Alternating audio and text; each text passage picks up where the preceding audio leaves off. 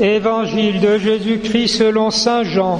À l'heure où Jésus passait de ce monde à son Père, il disait à ses disciples: « C'est la paix que je vous laisse, c'est ma paix que je vous donne.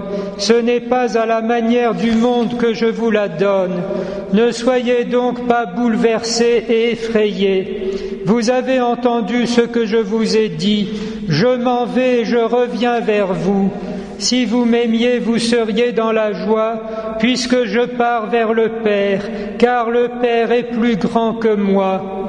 Je vous ai dit toutes ces choses maintenant, avant qu'elles n'arrivent. Ainsi, lorsqu'elles arriveront, vous croirez. Désormais, je ne parlerai plus beaucoup avec vous, car le prince du monde va venir.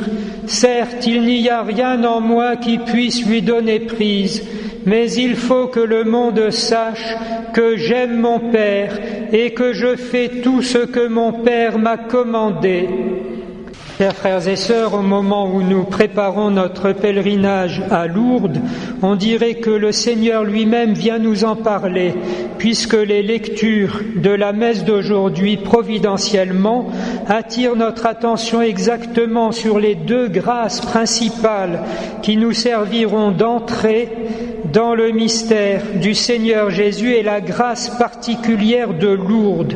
Évidemment, cette remarque dans la première lecture: il nous faut passer par bien des épreuves pour entrer dans le royaume de Dieu. Et ces premiers mots de l'évangile d'aujourd'hui: c'est la paix que je vous laisse, c'est ma paix que je vous donne, ce n'est pas à la manière du monde que je vous la donne. La paix non pas à la manière du monde, alors que pendant 3 jours nous serons au milieu des délégations militaires venues du monde entier. Ces soldats seront en uniforme, mais ils viendront sans leurs armes, si ce n'est les armes qui encadreront le drapeau de chacune des nations participantes à ce 55e pèlerinage militaire international. Voici la paix du Seigneur donnée au fond du cœur comme une magnifique espérance, mais aussi une prophétie de la paix universelle établie par le Seigneur Jésus-Christ et dont la Vierge Marie, puisque c'est elle qui attire tout le monde à Lourdes, est comme l'instrument en même temps que celle qui va permettre que cette paix s'établisse par rayonnement à partir du centre de chacune de nos âmes. Une paix proposée aussi de façon toute particulière aux malades, grâce à la parole qu'on vient de dire. Il nous faut passer par de multiples épreuves pour entrer dans le royaume de Dieu.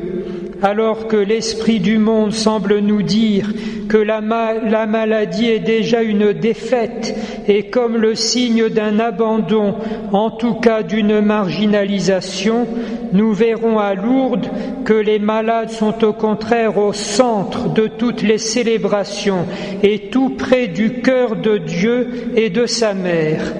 Et c'est par centaines et par milliers que les autres bien portants se mettent à leur service.